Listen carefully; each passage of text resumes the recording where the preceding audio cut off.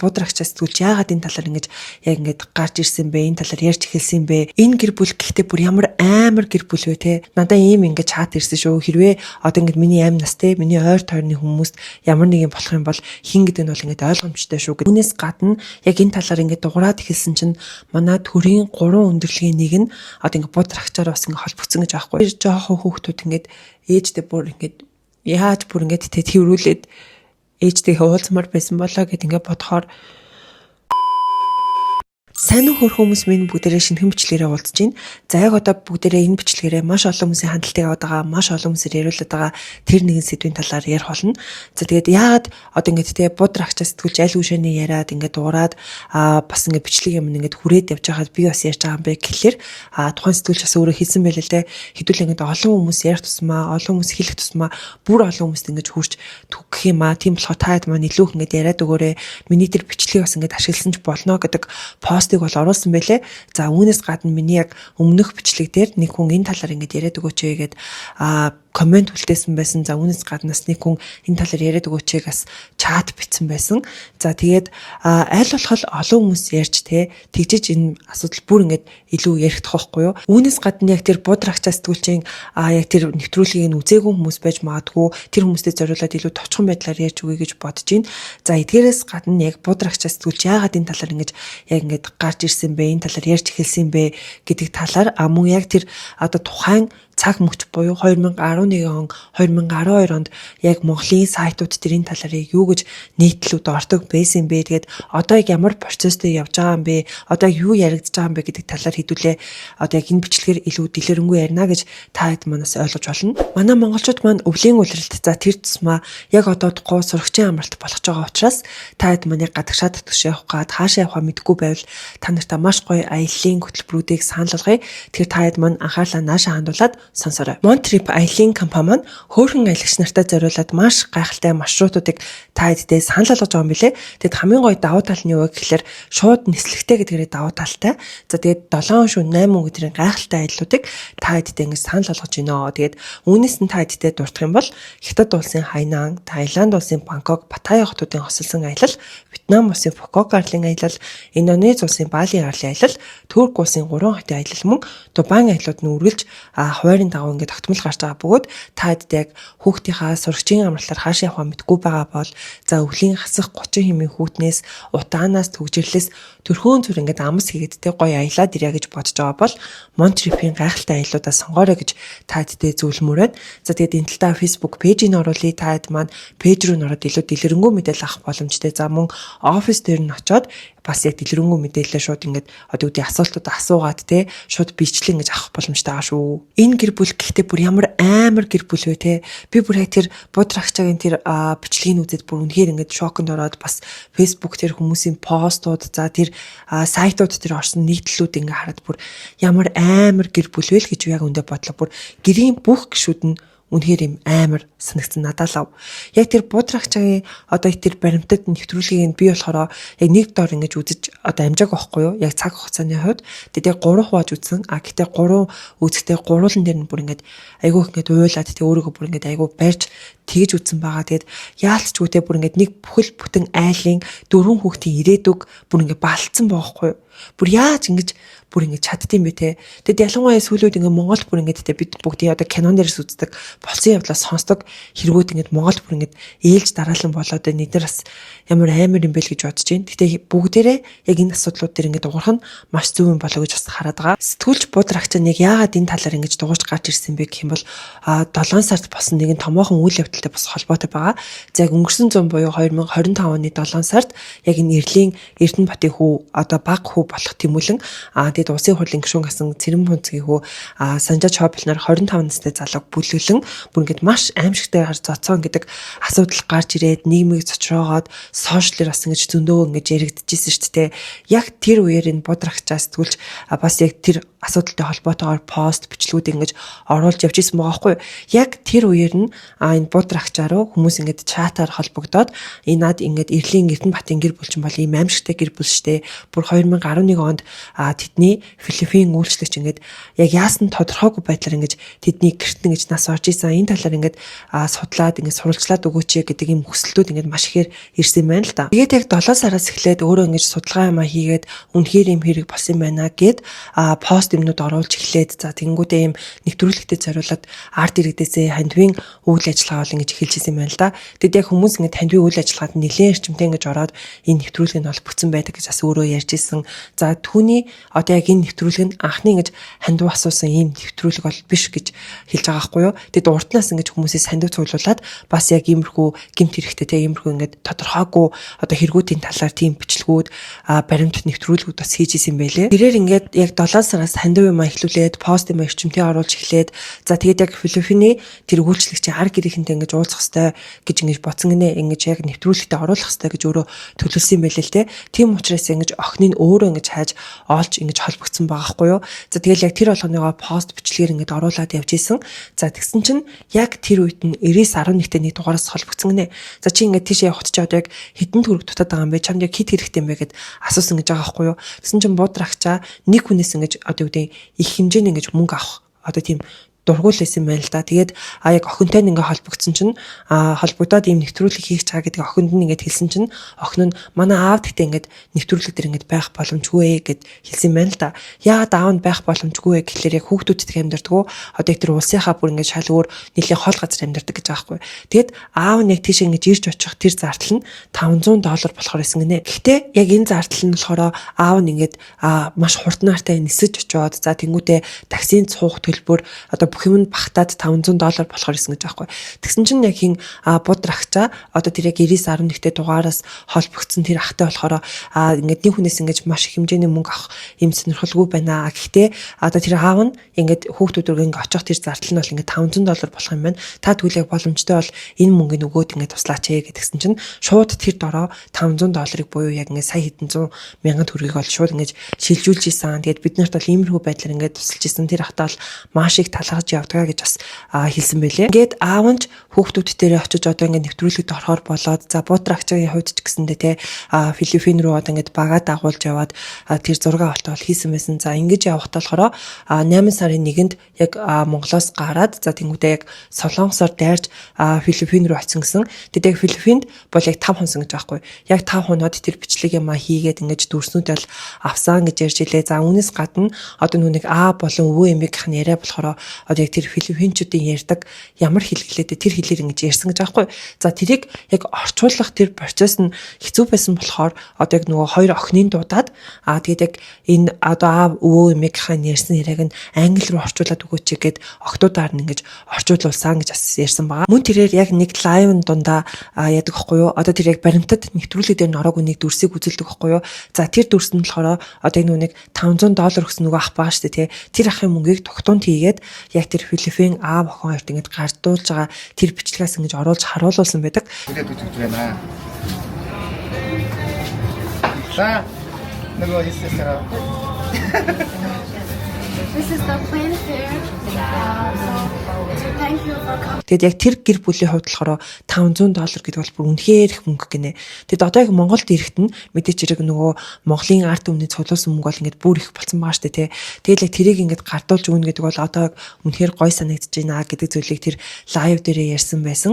За үүнээс гадна яг Монголдоо буюу эх орондоо ирээд байж хат нь тэр яг яасан байгаа хгүй 8 сарын 8-нд өөрөө нэг пост оруулсан байгаа хгүй.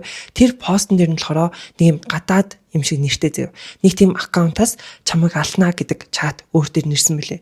Тэгээд надаа ийм ингээд чат ирсэн шүү. Хэрвээ одоо ингээд миний амь настай, миний ойр тойрны хүмүүст ямар нэг юм болох юм бол хин гэдэг нь бол ингээд ойлгомжтой шүү гэдэг бичлэг бас оруулсан байсан. Үүний дараа тэрээр 8 сарын 22-нд нэг юм бичлэгийг оруулсан байгаа. За гэхдээ яг сэтгүүлч Будрагчийн тэр оруулж байгаа пост бичлэг бол бүр маш их. Тийм болохоор та хэдтэй маш ингээд товчлоод яг гол зүйлүүдийг ярьж байгаа шүү манайхаа. За яг тэр 8 сарын 22-ны бичлэг дээр болохоор юу гэдэг вэ гэхээр түүнийг яг Сүхбаатар дүүргийн цагдаагаас дууцсан гинэ. Тэн дээр ингээ гомдол гарлаа гэж дуудаад за яг ямар гомдол яасан бэ гэдэг ингээ утсан чинь одоо яг тэр Эрдэнэ хотын инхнэр Сэргэлэн гэдэг хүн нь болохоор түүнээр гомдол гаргасан гинэ. За гомдол гаргахтаа болохоор ингээ өөрсдөх нь хийгээгүй хэрэгийг хийсэн юм шиг ингээ олон нийтийн сүлжээгээр ярьж जैन. За тэнгуүтээ бүр Австри улсын нэр хүндэд талтлаа гэдэг гомдлыг гаргасан гэж аахгүй юу. Тэгэд яг яагаад Австри улсын нэр хүнд гэж яриад байгаа вэ гэхлээр тэр Сэргэлэн гэдэг хүн нь болохоор Австри улсын өргөмжид консулын газар ингэж ажилладаг тийм хүн юм байна л да. Тэгээд тийм болохоор ингэж өөрийнх нь одоо өөрийг нь болохоор ингээл Австри улсын өргөмжид одоо консулын газар ажиллах Сэргэлэн гэж ярьсан байгаа шүү дээ. Тэнгүүд ингэж нэр хүндэд нь халтлаа гэд тийм гомдлыг бол ингэж өгсөн. Ингээд яг Будрагчаа энэ гомдлыг бол би үнэхээр ингэж гайхлаа. Яагаад бүр ингэж Австри улсын нэр хүнд гэж яриад байгаа юм бэ гэд тэр бичлэгээ оруулсан байдаг. За яг энэ мэтчлэн тэр 7 сараас хойш ингэж пост бичлэгүүд оруулаад ингэж бүр тууштай явж байгаа байхгүй юу. За түүний оруулсан сүүлийн тэр баримтат киноч гэсэндээ те ороод 2 хоног болж байгаа мөртлөө одоогоор 300-аад мянган үзэлтийг авсан бүр ингэж маш олон хүмүүст хүрсэн гэдэг нь бол ингэж харагдаж байгаа. Яг энэ Филиппин гэрийн үйлчлэгчийн асуудал болохоор 2011 оны 11 сарын 19-ноос 21 шилжих шөнө болсон энэ хэрэг байгаа байхгүй юу. Тэгэд одоо айл үшээ 14 жил өнгөрсөн байгаа ч гэсэндээ ар гэрхэндэнтэй яг яагаад нас орсон гэдэг нь тодорхойгүй. Ерөөсөө уучлалтгүйсэн юм, ерөөсөө байхгүй, одоо нөхөн төлбөр олгох юм ерөөсөө байхгүй. Ингээд зөв зүгээр ингээд 14 жил ингээд өнгөрсөн байгаа байхгүй юу. Тийм болохоор үүнийг нь Будрагчаас сэтгүүлч ингээд маш шудраг бусна гэд ингэж дугуйч бол ихэлсэн байдаг. За тэгээд та нартай яг тэр баримтат кинонэр нь гардаг маш гол үйл явдлуудыг нь бол ярьж өгье. Филиппин улсын Манила хотын Quezon дүүрэг буюу Ядуусын дүүрэгт амьдардаг ийм гэр бүл байсан бэлээ. Хэдий Ядуусын дүүрэгт амьдардаг ч гэсэндээ ийм аз жаргалтай гэр бүл байсан гэж байгаа байхгүй юу. Тэгэл өглөө босвол спикераас ачих гой дуулыг гэл ингээл хүүхдүүдтэй дуулж өгдөг, гой амттай хоол хийдэг ийм ээж бол байсан гэдэг. За тэгээд яг өөрөө болохоор шүдний эмчийн туслах буюу ингээд касан дээр ажилладаг гэх мэтчлэн ажил хийдэг. Нөхөр нь болохоор яг цахилгааны ажил хийдэг цахилгаанч хүн юм байл л дээ. Тэгэд энэ хоёрын маань олсон мөнгө төгрөг нэг их биш хэдий багч гэсэндээ өдөр тутмынхаа амьдрал ингээ болгоод яваад идэг гэсэн гинэ. Гэхдээ яг тэрээр хүүхдүүдийнхаа боловсролд одоо илүү мөнгө одоо зарцуулах гад те хүүхдүүдийнхээ боловсролыг сайжруулахын тулд яалтчгүй илүү орлоготой байх шаардлагатай болоод яг ингэж гадагшаа одоо ингэж баян айлын гэрийн үйлчлэгч хийх энэ ажлыг бол ингэж сонгож исэн байлээ. Филиппин улс нь хүн ам ихтэй. За тэнгуүтэ хүн амынхын дунджаас одоо дийлэх хувь нь одоо жоохон ядуурлт ингэж автцсан те тийм ядуурлын түвшин өндөртэй ийм улс байгаа хгүй юу. За тэгээд тэрээр яг тухайн үед яг Allfrog гэд агентлагаар дамжуулаад одоо Азийн орнууд буюу Япон, Сингапур, Монголч гэдэг юм уу те ийм улсуудад одоо ингэж гэрийн үйлчлэгч зуучилдаг энэ компанид ингээд одоо бүртгүүлээд анх бол ингэж явахаар болсон юм байна. Гэхдээ бас энэ агентлаг ингээд зүгээр шууд явуулчихдаггүй. Хураамж гэж бас авдаг. Тэр хураамж нь болохоор $1690 байсан гэж аахгүй юу. Тэгээд тухайн үедээ яг нөхрийнхөө мотоциклтэй одоо гэр бүлийнх нь ганц хөрөнгө олох мотоциклыг нь зараад за ойр тойрныхноосоо мөнгө төгрөг одоо ингэж цуглуулж авч яагаад яг энэ хураамжаа төлөөд ингэж бол явж исэн гэсэн. За тэгээд яг тус агентлаг нь болохоор ингээд 2 жил ингэрээд гинэ. Яг 2 жил ингэж айлын гэрийн үйлчлэгч хийнэ гэдэг гэрээг бол хийдэг. За эхлээд тэрээр яг Сингапур руу ингэж айл руу явж исэн гэж аахгүй. Сингапур улсад ингэж гэрийн үйлчлэгч хийгээд гэхдээ яг тэр Сингапур улсын одоо юу гэдэг гэрийн үйлчлэгч нартай ханддаг байдал за тэр хүмүүсийн байдал ч гэдэг юм уу айгүй юм миний ингэж харснаар бол маш дажгүй санагдсан л да. Тэгээд бүр тэндээ байж исэн бол тэндээ ингэж гэрээгээ дуусгачихгүй дээ гэж би хүртэл бодсон байхгүй юу. За тэгээд яг гэрээнийх нь одоо хугацааны юм уу яг жил 6 сар орчим болж байхад би одоо ингэж болсон одоо ингэж хангалттай одоо ингэж гэртээ очимоор байна гэр бүлтэй очимоор байна гэдэг хүслийг гаргаад бүр югаар каргогоор одоо өөрийнхөө юмнуудыг бүр ингэ гэрлүү явуулсан байсан гэж аахгүй. Тэгээ бүр Сингапураас Филиппин руу нисэх бүр тэр тийзээ хүртэл авчихсан байсан гинэ. Тэгсэн чинь агентлаг нь болохоор ингэж 2 жилийн гэрээтэй 2 жилийнхаа гэрээг дуусгах хэвээр. Тэгэх юм бол одоо ингэж үлдсэн саруудаа Монголд айлд ингээд очиод гэрээ үйлчлэгч хийчихээ. Тэгээ тэрийгээ дуусгах. Хэрвээ гэрээг ингээд дуусгахгүй ингээд зөрчих юм бол одоо ингээд алданг тооцсон. За тэр бүхэл бүр цагдаа дүгнө гэж хүртэл ингэж хэлсэн байгаа байхгүй юу. Тэгээд яг 2011 оны 6 сарын 19-нд хин Сэргэлэн болохоор Тэрэл Хатенсаг яг ингэж Монгол улсад авчираад гэрийнхээ үйлчлэгчийг бол хийлгэжсэн гэсэн. За гэхдээ яг тэр хэрхэн одоо энэ хин Тэрэл Хатенса болон Сэргэлэнээр уулзсан гэдгийг бол одоо хөөрхий хохирогч болон одоо энэ Сэргэлэнаар л мэдж байгаа бах. Магадгүй тэр агентлагаас мэдж байгаа бах те. Яг хэрхэн яаж одоо ингэж уулзаж холбогдсон бэ гэдэг нь бол тэр баримтат кинонд бол гардаггүй. За тэгээд яг хиний Бодрагчагийн хэлж байгаагаар болохоор сэргэлэн түүнийг одоо ингэ ямар нэгэн хөдөлмөрийн гэрээ хийлгүүгээр шууд Монгол руу ингэж авчирсан гэж байгаа байхгүй. Тэгэхээр ерөөсөө одоо нүг гэр бүлийнхэнтэй уулзахгүйгээр те шууд Сингапураас ингэж Монгол руу бол нисэж ирсэн байлээ. Мөн яг Бодрагчагийн ярьснаар Тэрэл Хатенсаг Монголд визүүгээр оруулж ирсэн гэдэг зүйлийг бол ярьдаг байгаа. За энэ яг яасан бэ гэхээр Филиппин болон Монгол улс хоёрын хооронд аяллаа 21 хоногийн виз байдаг гинэ. Яг тэрийг таламжуулж түүнийг оруулж ирчээд 21 хоногийн дуусчаад тагт чинь визийн сунгаагүй гэж аахгүй юу. Тэгэхээр яг Монгол улсад ингэж хууль бус оршин суугч гэж болгосон. За үүнээс гадна хүний наймааны асуудал, хүний хөдөлмөрийг мөлцсөн асуудал гих мэтчлэн маш олон асуудлууд ингэж яригдж байгаа юм байл л те. Тэгээд яг яагаад хүний наймаа гэхэлэр түүнийг дургу багт нь Сингапураас Монгол улс руу авчирсан гэдэг зүйл нь хүний наймааны асуудал мөн гэж ярьж байгаа байхгүй юу. Тэгэд яг энэ талаараа тэр Филиппиний одоо хуульч өмгөөлөгч юм шиг байгаа байхгүй юу. Яг тэр хүнтэй хамт ингэж ярьсан яриагаа баримтат кинонд дээрээ бас оруулсан байдаг. Эдгээрээс гадна Тэрэл Хатенса өөр болохоор яг юм Nokia маркийн гар утастай. Тэгээд яг нэг юм ноутбуктэй буюу зөөврийн компьютертэйсэн гэж байгаа байхгүй. Тэгсэн чинь сэргэлэн одоо тэр ноутбук болон утсыг ингээ хураагаад авчдаг гэсэн гинэ. Уул нь бол тэр чинь бас байж боломгүй зүйл шүү дээ. Тэгсэн чинь ингээ хураагаад авчдаг гэсэн. Тэгээд уул нь өмнөх нөгөө Сингапурт тахтаа ингээл гэр бүлийнхэнтэй айгүй ойрхон ярьдаг байсан юм байна л та. Тэгээд яг Монгол руу ингээ ирэнгүүтээ гэр бүлийнхэнтэйгээ ингээ ярихгүй бүр ингээ алуулцсан гэж байгаа байхгүй.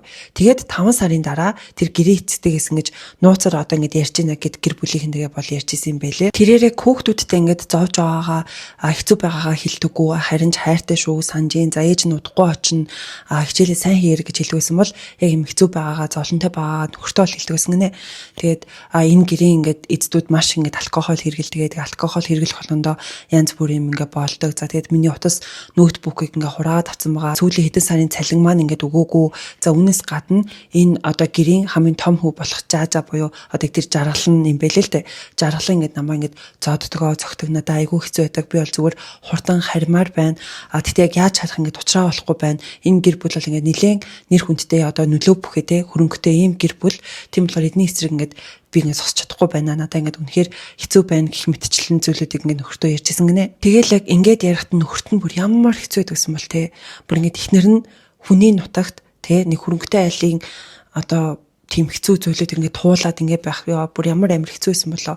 Би бүр тэрийг ингээд бодохоор ингээд яг ингээд амар өөр өвдөд байгаа байхгүй юу. Гэтэ энэ болгонд тэр Филиппин улсын тэр улс төрчид ч гэсэн буруутай. Би бол тэгж хараад байгаа. Ялангуяа энэ асуудал ингээд болчиход тахт чинь яагаад тэ ингээд иргэнээ хамгаалах гад ингээд янз бүрийн арга хэмжээ авахгүй байгаа юм бэ гэдэг нас айгуу сонирн бод та тэгж бодсон уу. Тэгээд Бодрагчаа үүнийг болохоро яг энэ бол зүгээр ингээд боолчлол гэдэг байгаа байхгүй юу. Хүний хөдөлмөрийг шулсан боолчлол. Тэгээд үүнээс гадна сүүлийн хэдэн сарын цалин ч гэсэн ингээд өгөөгүй. Уг нь л тэр яг агентлагийн гэрээгээр болохоро багада сартаа $500 өгөхөстэй тим гэрээ байдаг гэж аахгүй юу. Бүр багада $500 заяа. Тэгсэн чинь гэрийнхэн рүүгөө ерөөсөө нөгөө мөнгө явуулахаа болоод тэгээ бүр яг сүүлд $184 л явуулж исэн гэж аахгүй юу. Дараа нь 2011 оны 11 сарын 13-нд гэрийнхэн тэгээ хамгийн сүүлийн удаа уцаар ярьсан байдаг бөгөөд за яг тус оны 11 сарын 19-ноос 21 шилжих шөнө одоо яг тухайн аймагт хэрэг яг болсон байгаа аахгүй юу. За тэгээд яг 20-нд хаан уул дүүргийн цагдаа дээр дуудлага ирээд манай ингээд гэрийн үйлчлэгч ил харагдах газар ингээд соргиугаар насварлаа гэдэг дуудлага ирсний үндсэн дээр мөрдөгч мөнх зулаар ахлуулсан баг яг тус хэрэг дээр ингээд оцсон гинэ. За тэгээд яг оцсон чинь яг нөгөө дуудлагаасаа зөрөөд буюу одоо нүг ил харагдах газар соргиугаар гэдгсэн чинь би энэ ингээд тэр чигтээ одоо үгдийн ингээд одоо зодуулсан уул мөр ингээд байсан гэж аахгүй юу. Энэ тэнд ингээд хөхөрцөн за тэнгуүдээ бүр ингээд хутгаар зүссэн уул мөр хүртэл байсан. За зарим нэгэн газар нь бүр ингээд төлсөн юм шиг уул мөр хүртэл байсан гэсэн.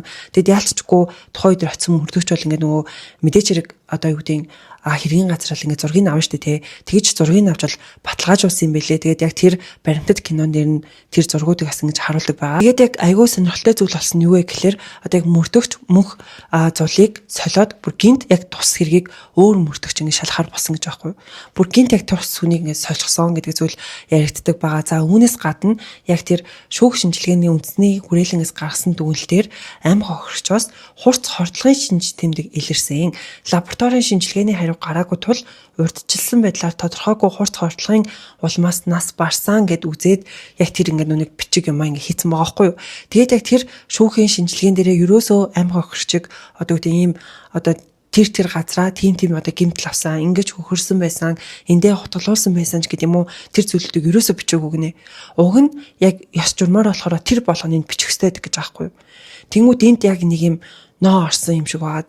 Тайд манд гэж харж гинөө. Тэгээ буудрагч бол үүнийг бол үнэхээр юм одоо ингэж одоо үгүй хардах хэрэгтэй те яг тийм зүйл гэж бол яриад байгаа байхгүй юу. Яг энэ уг асуудал дээр агентлаг нэг хэрхэн мэдсэн бэ гэхэлэр тэрэл Атенса болохоор яг найзтайгаа уулзнаа гэд нэг юм өдөр цагаа тоолсон байсан юм байна л та.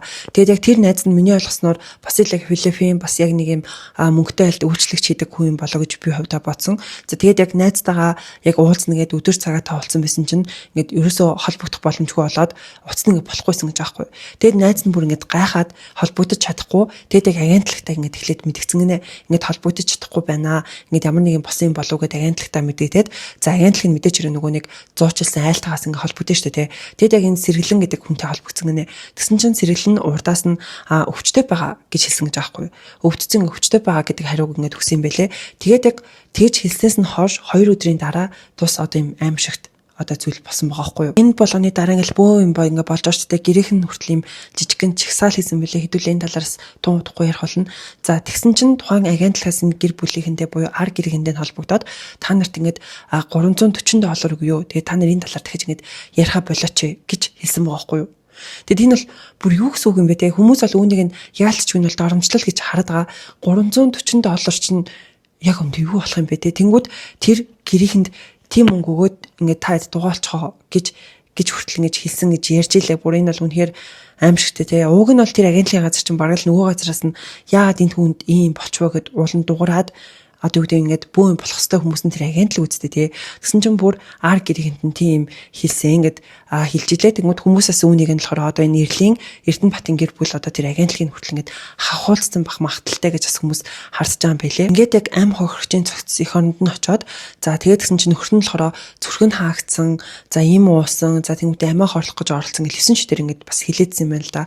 Тэгэл ингээд баахан юм ингээд шал өөрөөр ингээд юм хилээд ангуу толгойн эргээд юу болоод байгаа юм болоо гэд тэгэд их эхнэрийнхээ биеийг задлан шинжилүүлэхээр ингээд өгсөн гэж байгаа хгүй. Тэгэд яг эдийн болон хорийн шинжилгээ хийлгсэн чинь тэр биенээс нь өрөөсөө хорт бодис бол ингээд илрээгүй. Тэгээд яалтч нүг янз бүрийн гаднах талд нь ингээд нүний зодуур одоо үгдийн хөхрөлт за тэнгуүтээ нөгөө хутгалалт гэх мэтчлэн зүйлүүд байсан шүү дээ. Тэр болгоно ингээд харагдчихсэн. За тэнгуүтээ яг нөгөө нэг цээжин тус газарнаас ингээд хутгалсан гэдэг дүгнэлт гарсан гинэ. Тэнгуүтээ цээжин тус газар нь хутгалаад тэр нь ингээд зүрх рүү н ороод ингээд нас орсон байх магадaltaй гэдэг дүгнэлтээс ингээд гарсан юм байна л да. Тэгэд хамгийн амар нь биеинд нь зүрхэнд болон бөөрн байгаагүй гэсэн. Ийм учраас зүрхийг нь ингэж одоо явуулаагүй Монголдо авч үлдсэн гэж бас ингэж тэр даас ингэж хардаж одоо юу гэдэг хараад байгаа юм байна л дээ. Ингээд мэдээж энэ үйл явдал бол тус гэр бүлийнхэнд бол үнэхээр бүр маш хүн дээр туссан. Зөвхөн бид нар ингээд бодоход л бүр амар санагдаж дээ. За үүнээс болоод нөхөр нь бүр сэтгэл готролд ороод бүр ингээд төвтөрт ороод бас чадахгүй болоод бүр цусаар бөөлж хэмжээний тийм үйл явдал босон гэж байгаа хгүй. Яалтч хүн ингээд сэтгэл өвдөхөөр бие өвдөн гэдэг үг байдаг ч дээ. Бүр тэр хэмжээний бүр ингээд аимшигыг мэдэрсэн гэсэн. Тэгээд аав нь хүртэл ингээд өвдөө твцсэн. Тэгэхээр тэр хүүхдүүдэд бүр ямар хэцүүсэн бол дээ. За тэгсэн чинь манайхан нэг юм пост гарлаа. Тэгэд энэ ингээд охиных нь бичсэн одоо постыг монгол руу орчуулад оруулсан байгаа байхгүй юу. Тэгэд энэ дээр болохоор аавынх нь бие өвдөөд сүрээтэй болоод аав нь одоо ингэж хөдөлмөрлөж чадхааргүй болоод тэгэд яг тэр том охин нь нөгөө одоо дүүнэрээ авч явахын тулд тэ өөрөө бүр сургуулиас гараад ажил хийдэг болсон гэх мэтчлэн зүйлүүдийг бичсэн маш юм муурт ийм постыг бас ингэж оруулсан байлээ. Тэгэд яг иймэрхүү үйл явдал болоод 2012 онд тус одоо гэр бүл одоо ингэж яалтчгүй ээжийнхээ одоо энэ нас барсан энэ шалтгаанд ингэж өөр ингэ гадны тэр хүмүүс нөлөөтэй гэж үзээд за тэгээд яг юм жижигхэн чигсаалыг бас ингэж хийж ирсэн юм билээ те. Өвөө эмээтэйгээ хамаатнуудтайгаа нийлээд юм чигсаалыг хийгээд за яг тэр үеэр нь болохоор Филиппиний одоо нүний сайт мэдээллийг сурвалжууд тэр болгоны нөгөө ингэж цацаад тэгээд энэ нь Монголын тэр одоо мэдээллийн сайтнуудад бас ингэж хүрсэн гэж аахгүй. Угаасаа ингэж чигсаал хийж сайтуудынхаа анхаарлыг авахгүйсэн бол болохгүйсэн бод. Одоо яг энэ ар гэрийнхэнд нь бол маш шудраг бус санагч аахгүй те. Хүүхдүүдийнхаа боловсролын төлөө мөнгө олох гэж гадагшаа яваад тэгэд ингэж амь нас ирсдээд тэгэд ингэж цогцсон ингэж их орондоо ирсэн чинь тэр дотор нь ингэж зүрхэн байхгүй бөөрн байхгүй гэдэг чи юу гэсэн үг юм бэ те. Тэгэд энэ талаар одоо ингэж дугаарч эхэлснээр Филиппиний одоо мэдээллийн хэрэгслүүд дээр гараад тэнгуүтээ энэ нь цаашаа бүр Монголын мэдээллийн хэрэгслүүд дээр уунд гарч исэн байгаа байхгүй юу. За үүнд нь болохоор яг юун дээр болгоод цэг юмэн дээр орж исэн бэлээ. 24 цаг цэг юмэн дээр бас яг энэ талаар мэдээлэл орж исэн бэлээ. За мөн одоо энэ Зинда гэд Зиндацгийн эмээн дээр одоо тус мэдээлүүд бол ингэж орж исэн байгаа байхгүй юу. 24 цаг эмээн дээр болохоор дээс сэргэлэнгийн гэрт амиа алдсан Антисагийн зүрх дотор эрэхтэн алга болжээ гэд 2012 оны 4 сарын 12-нд орж исэн ийм нийтлэл байгаа байхгүй юу. Антисагийн нөхөр нь эхнэрийнхээ өхөлд ажил олгогч буюу гэрийн эцдэг буруутгаж байгаагаа уг бичлэгт өгүүлсэн байдгаа гэж байгаа. За тэнгуүтээ бас яг нэг Австрийн элчин талигачиг Филиппинд байхад нь $2000 өгөө Монголд очиж ажиллаач гэж гуйсан гэдэг талаар энэ дээрс ярьсан гэдэг ийм нийтлэл байгаа хгүй юу. Үүнээс гадна манайхаа 2020 онд яг энэ талаар бүр ингээд ноцтой мэдээ сонин дээр бүр ингээд нүүр хуудас дээр ингээд нийтлэл орж исэн байгаа хгүй юу. За тэгээд энэ талаар та нартай уншиж хүргэе. Гарчин болохоор Эрлийн Эрдэнэбаатарын хүү жаргалан хүү амны хэргийн сэжигтнэр татаж гадаадаас баривчлан авчрах ёстой гэдэг ийм гарчигтай заяа. За тэгээд энэ дотор болохоор Эрлийн Эрдэнэбаатах гэгч нэг завхаарсан гэр бүл бий болоод байгаа талаар өмнө бид мэдээлж байлаа. Учир нь Эрдэнэбаат түүний ихнэр сэргэлэн хүү жаргаланаар нийлж байгаад байсаг эдэл архитан сохтордог тэр болгондоо хэрүүл хараал зодон цохон хийж хай байрныхныгоо гайхшруулт оруулдаг юмсанжээ. Тэр битгий хэл эдний гэрт 2 удаа хүү амны хэрэг гарсан байх жишээтэй.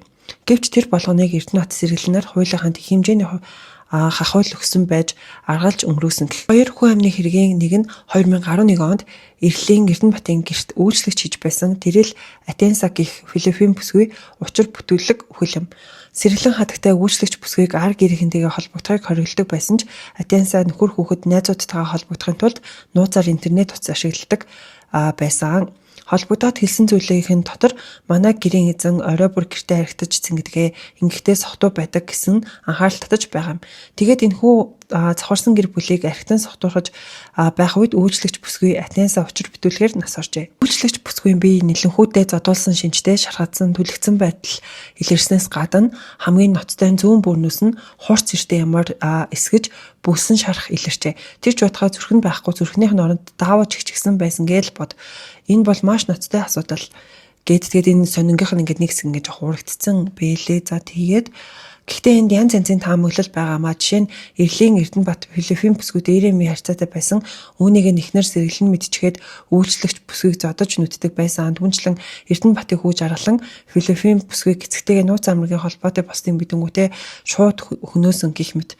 Учир нь жаргалан Филиппин бүсгийг учир бүтүүлгээр нас барах үед гэртээ 2 найзаагаа хамт архитаж байжээ.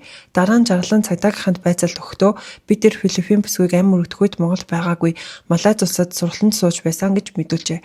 Гэтэл энэхүү мэдээлэл нь хожим худлаа болж хувирсан байна. Цагдаагийнхан Эрдэнэбаатын жаргалан гэдэг хүнийг гадаадд байсан эсэхийг хэл галийн мэдээллийн шугамаар шалгаж үзэхэд мань залуу Филиппин бүсгийг нас барах үед Монголд байсан нь тогтооцжээ.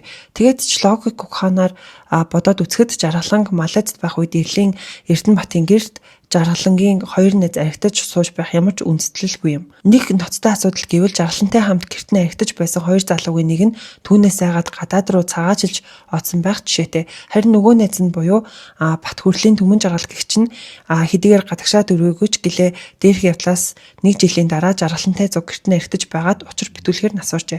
Гэвч хизэнээс хуулийнхныг хахуулж сурсан Эрдэнэбаат энэхүү ноцтой хэрэг явдлыг тэр доор нь нам дарсан байдаг. Түмэн жаргалыг архины хордлохоор нас орсон гэдэг дүгнэлт гаргаад хамт архитаж байсан жаргаланг энэхүү хэрэгээс чөлөөлж орхижээ. Талигач гिचнэг архитан хордлоо гэхэд очиж Эрлийн Эрдэнэбаатын гэрт төгтгөн ч юу билээ. Ийм майхтар алуурчин гэр бүл Монгол байдгийг хүмүүс одоо мэддэгээ болж байх шиг. Хэрвээ Филиппин бүсгүй амиа хорсон байлаа гэж бодъё. Тэгвэл Монгол улсын эрүүгийн хуулинд бусдыг амиа хорлоход нь хүргэсэн гэдэг зүйл анги бий. Зөвхөн энэхүү зүйл ангаар Эрдэнэбаат сэргэлэн жаргалнаар ялтны ширээнд суух томоохон шалтгаан байсаар байтал манай хууль хяналтынхан яагаад нам жим байсаар өдөг хүрв. Эрдэнэбаатын гэрт нас орсон Түмэн жаргалын асуудлаар жаргалан хэрэгт татах ёстой байтал хуулийнхын түнд огтхонч хэр халдаасангүй. Одоо харин энэ тухай эргээд байцаалт явуулж гэмээр мөнөөх жаргал нь гадаад руу гараад явчихсан ийм нэг шийдэгдэж өгөхгүй завхаарсан хэрэг явдал бий болжээ. Тиймээс цагдаагийнхын энэхүү хэрэг дээр мөн Филиппин бүсгүй учир бүтүүлэг аллаа нь шуурхай ажиллах хэрэгтэй болжээ. Ер нь шудраг ус хаан байна. Гадны бол Филиппин бүсгүй гэхээр л бидэнд хамаагүй байж болохгүй зү. За тэгээд Эрдэнэбаат сэргэлэн түүний архичин хүү жаргал нарыг байцаалтад дуудах олон шалтгаан байгаа юм. Наад захын асуулт гэхэд үйлчлэгч эмэгтэй бид яагаад шарах үүссэн, хүнд зодуулсан, яагаад тэр зүүн бөөрлөгөө хутгалсан, зүрхээ яагаад сууг татсан, орондон даавуу яаж хийсэн гэх мэт мөн яагаад цэлэнгэн бүтээр нь өгсөнгүйгээ гих асуултууд тулгарна.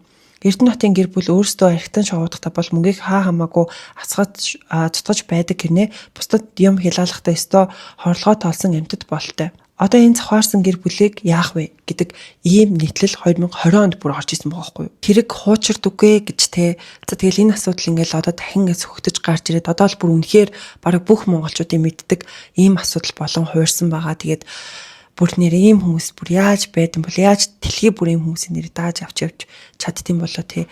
За тэгээд яг энэ асуудал дээр бас лайв ч мөн хэрд нь өөрийнхөө байр суурийг илэрхийлээд за тэгээд яг тэр одоо талигаачийн ар гэрийнхэн болох нөхөр охиных нь одоо тэр ирэх онгоцны билет зарлыг нь би гаргая гэж бол хэлсэн бэлээ. За тэгээд хүмүүс болохоор тэр нөгөө бичлэгийн үзэнгүү те бага охин ингээд ээжигээ санаад айгүйх ингээ уйлж ийна гэдэг яг бага охиныхын талаар маш их яриад бага охиных нь одоо бага охиныг нь бас ингэж Монгол тавьчраад ингээд одоо сэтгэлийн твтэх хэрэгтэй гэж хүмүүс үзнээр бага охиныг нь бас ингэж хамт тавьчрахаар бол бас юм бэлээ. Яг тэр бага охиных нь бичлэг бол үнэхээр өрөвдөлтэй. Тэгээд тэр үед ингээд яг тэр бага нь 6 настай байсан гэж байгаа хгүй. Ер нь хүүхдүүд нь бүгдээрээ айгүй жоохон байсан бэлээ. Одоо тэгээд яг энэ нэвтрүүлэгт одоо зориулаад ингээд ярилцлага өгөхдөө бүр бүгдээрээ ингээд уйлж исэн харагддаг заяа бүр ингээд нөхөр хүртэл ингээд ярьж байгаа дуйлаад ялангуяа хамгийн их ингээд реакшн үзүүлсэн гэх юм уу хамгийн их ингээд үйлсэн бол бага охин байсан. Тэгэд яг ээжийг ингээд үүнийг оршуулах ёслол нь болоод тэгэд би ингээд ээжигээ хармаар байна би ингээд ээж дээрээ очимоор байна гэдгсэн чинь хүмүүс ингээд зөвшөөрөхгүйсэн гэнэ чи ингээд жоохон баамч яах юм бэ харж болохгүй ийм их харж болохгүй гэдгсэн чинь тэгсэн ч гэсэн миний ээжтэй гэж ингээд ойрлж хашгич чаад ингээд ээжигээ харах гэж дайрсан ч гэсэн ээжийг нь ерөөсөө тэр бага охинд нь бол харуулаагүй гэсэн. Тэгээд буцаад машинд суугаад яг нөө ээжийнхээ оролтыг ингээд тэрвэд хөвцөн гэж байгаа байхгүй юу. Тэгээд ээжийнхээ оролтыг тэрвэрч хөвтөж байгаа нь ингээд ээжтэй тэрвэрлж байгаа юм шиг яг тэр мэдрэмжийг авсан гэж бас ингээд охин ярьдаг байгаа. Тэгээд яг тэр болгоны нүүц хол нэрээ үнэхээр юм хэцүү байсан. And I wanted to see my mom. And she's like not in the state that she's in. You don't want to see that. You're too young for that. And I kept fighting her. I kept shouting, "That's my mom. I want to go in. That's my mom." Тэгээд яг тэр баримтат кинон дээр нь бас юу гардаг байхгүй одоо нөгөө нэг Монголоос ингээд очиод хөөхтүүдэд очихдоо тэрэндээ юм авч өгнө, нэнэндээ юм авч өгнө, тэрэндээ тэмдэглэлийн дэвтэр авч өгнө гэдэг ээжийнх нь тэр тэмдэглэсэн зүйлийг нь хөөхтүүд нь харсан л юм байл л дээ. Тэгээд тэр нь бүр ингээд амар хөөрхөн байгаа ч тий ингээд 2 жил хүүхдүүдээсээ ингээд хоол айцсан тэгэл очихдоо тэрэндээ тийм авч өгнө, нэндээ ийм авч очно гэдэг бүр тийм тэмдэглэлийн гаргаж ирсэн байлээ. Тэгээд яг тэр бичлэгийн үзэх бол бүр одоо ингээд бодохоор бүр яг ингээд уйлж гадаг байхгүй тий. Тэр жоохон хүүхдүүд ингээд ээжтэй бүр ингээд яаж бүр ингээд тий тэрврүүлээд ээжтэйгээ уулзмаар байсан болоо гэд ингээд бодохоор бүр хүнийг бүр яаж тийм байдалд оруулаад тэр бүтэн нэг айлын бүр ингээд 4 хүүхдийн ирээдүг яг үнд ингээд байхгүй болгоцсон байгаа байхгүй юу. Ингээд яалч ингээд би бүр ингээд үзэхээр бүр ингээд хүүхдүүдийг харахаар бүр ингээд хуйлаад авахгүй чи одоо зүгээр яриад уйлчлаа яваа. Ингээд яг үтсэн бид нарт бүр юм санагдчих хат те. Тэгэд яг Будрагчгийн яриагаар болохоор яг тэр монтажа хийж хат бүр ингээд үнэхээр хэцүүсэн гинэ. Ялангуяа яг тэр нөгөө хүүхдүүдийнх нь бичлэг одоо нөхрийнх нь бичлэг одоо бүх юм л яг тэр хүчин ингээд яг үнэн мөнөөр нь одоо үгтэй үзээд ингээд монтажа хийгээд ингээд сууж байгаа шүү дээ. Янзлаад сууж байгаа шүү дээ.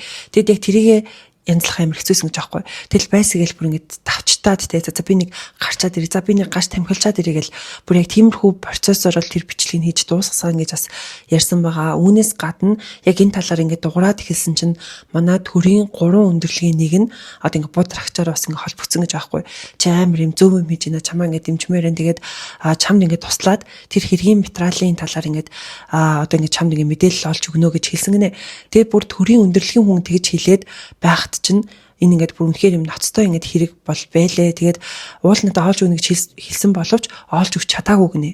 Бүр тийм хэмжээний юм ноцтой хэрэг гэж аахгүй. Тус хэрэгтэй холбоотой сүүлийн үеийн сонин сайхан мэдээллүүдээс та эдтэй энэ хэсэгтээ ингээд товчхон мэдээлэл хүргэе. За хамгийн ихэнд ярих зүйл нь болохоор Эрлийн Эрдэнэбаатын гэр бүлийг өмөрж байгаа ганц 2 хүмүүс гарч ирж байна. За тэдний нэг нь болохоор энэ Гүндалаа байгаа. Тэрээр өөрийнхөө цахим хуудас дээрээ одоо ингээд яг Будрагчаа бол ингээд эхнээс мөнгө авсан тохиолдолд юу ч хамаагүй худлаа ингээд ярьж чадах хөөн гэдэг талаар яриад за үүнээс гадна одоо ингээд яг Филиппин үйлчлэгч нар ч өөрсдөө тийм одоо юу гэдэг гэдгийг сайн хүмүүс биш ээ. Одоо манай ч гэсэн яг тийм Филиппин үйлчлэгчтэй байсан. Тэгээд манай гэрээс мөнгө хулгайлаад бид нар бол ингээд эх оронд нь буцааж исэн юм аа. За тэгээд яг тус үйлчлэгчийн амнаас ирсэндээ ингээд Эрдэнэбаатын гэр бүл холбоотой байна гэж юу ахав те юу яриад байгаа юм бэ гэдэг одоо байдлаар ийм бичлэг оруулаад маш олон хүмүүсийн одоо жинхнээсээ дургуутсал зэвүүцлийг хүргээд байгаа. Тэгээд комментэн дээр ч гэсэн хүмүүс ингээд маш их уурлаж бухимдж байгаа нь бол харагдчихжээ. Дараагийн ярих зүйл нь тус асуудал дээр яг ютубер аялагч мөхс хэлмэг өөрийнхөө үзэл бодлыг илэрхийлсэн бэлээ.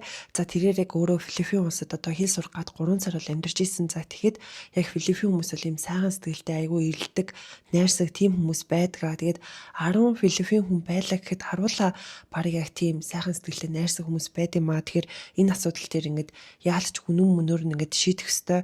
Одоо яг энэ асуудалд оролцсон тэр Монголын одоо хууль хүчнийхэн байсан тэр цагдаа нар байсан ч гэсэн тэд нар бүгдээр ингээд зохиох ёстой ялаал авах ёстой гэдэг байдлаар ийм бичлэг оруулсан байлээ. Дараагийн мэдээлэл нь талигаа чи 2 охин болон нөхөр нь яг одоо ингээд Монгол улс руу ирж байгаа юм билээ. Тэгээд яг өнөөдөр буюу 12 сарын 15-ны өдөр яг Монголд буугаад за тэгээд яг буунгууд нь шууд хэвлэлийн баг хурал зарлаад хэвлэлийн баг хурал хийнэ гэсэн. За бас яг өмөөлөгч талтай нь гэрээг нь байгуулуулад за тэгээд яг Монголын ард түмнээс цугласан бүх мөнгийг одоо ингэж яг энэ ард гэрээхэнд бол гардуулах тийм процесс одоо үйл ажиллагаанууд бол болох юм бэлээ. Тэгээд яагаад энэ ард гэрээхэн ирж байгаа вэ гэхээр одоо яг талигаачийн тус одоо хэргийн материалтай ард гэрээхнийг л одоо ингэж одоо үүдээ үзүүлэх харуулах боломжтой учраас энэ хэд манаас ингэж Монгол улсад ирж байгаа. Тэднийг ирж байгааг тохиолдуулаад бас яг Монголын сайхан сэтгэлтэй ард түмэн маань одоо ингэж яг өөрсдөө зузаан күрдэг хувцс хийгээд бас энэ гэр бүлийнхэнд бэлгэлж байгаа гэдэг ийм гайхалтаас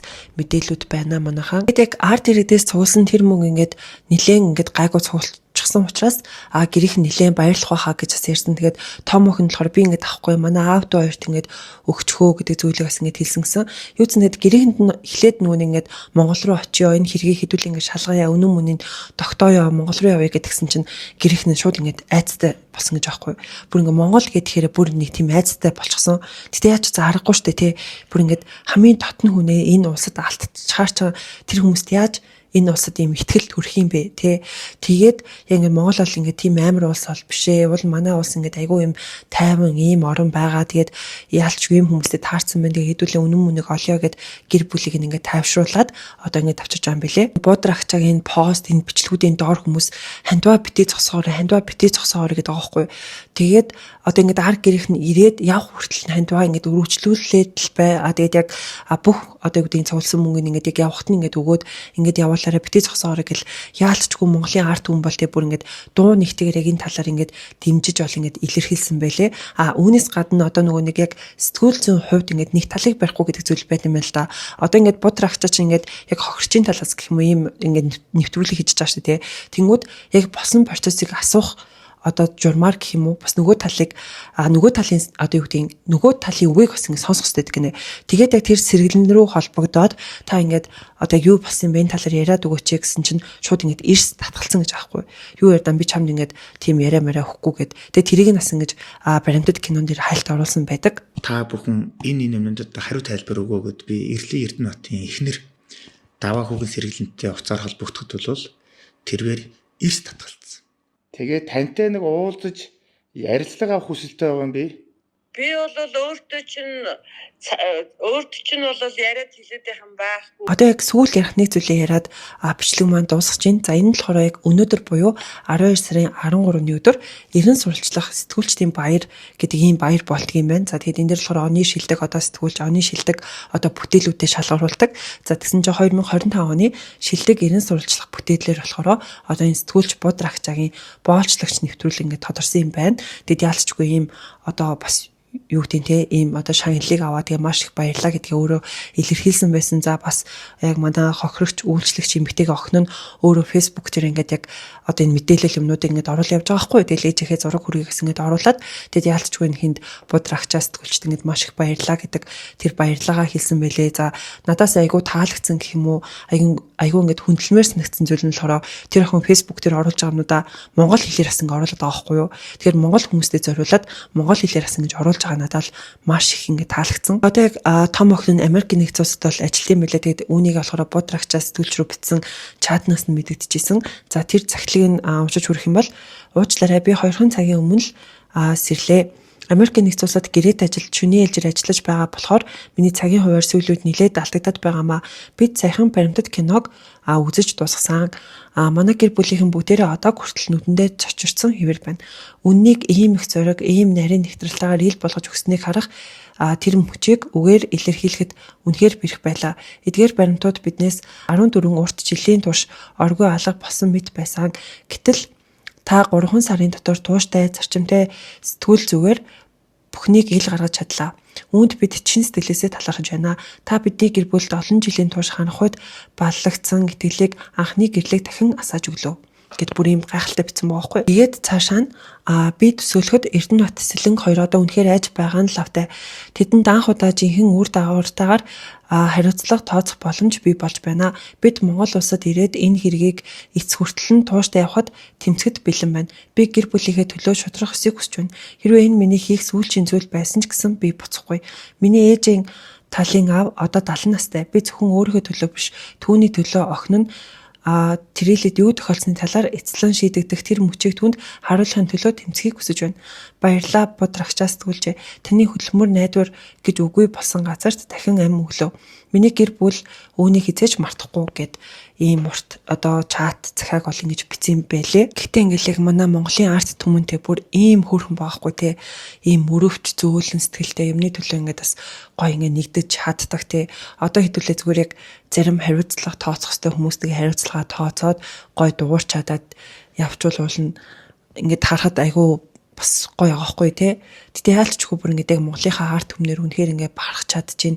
Тэгээ Монгол байна уу, гадаад байна уу яг ингээд шудрах ёсоор ингэж байж чадчих байгаа байхгүй. Яг ийм зүйл дээр хэдүүлээ үнэхээр нэгдэж чадчих байгаа байхгүй те. Бүр үнэхээр ингээд яг ингээд Монголынхаа арт түмнэр бол маш их багарах чинь те. Та нар бүгдээрээ хөөрхөн шүү гэдэг зүйлээс энэ бичлэг дээрээ хэлье гэж бодлоо. Тэгээд та маань энэ хүртэл үзсэн бол лайка дараарай. Тэгээд заавал subscribe дараарай манайхаа. Тэгэд энэ хоёр талаа би Facebook болон Instagram оруулж та хэд манаас заавал орж дагаарай. Яагаад гэвэл өдөр тутмын бас юм мэдээлэлтэй маань байхыг хүсчихвэл гэх юм уу та яг энэ хоёр дээр юмнуудаа оруулаад явдаг шүү. Тэгээ та хэд маань орж дагаарай. Тэгээ дараагийн бичлэгээр уулзцгаая. Баяр та.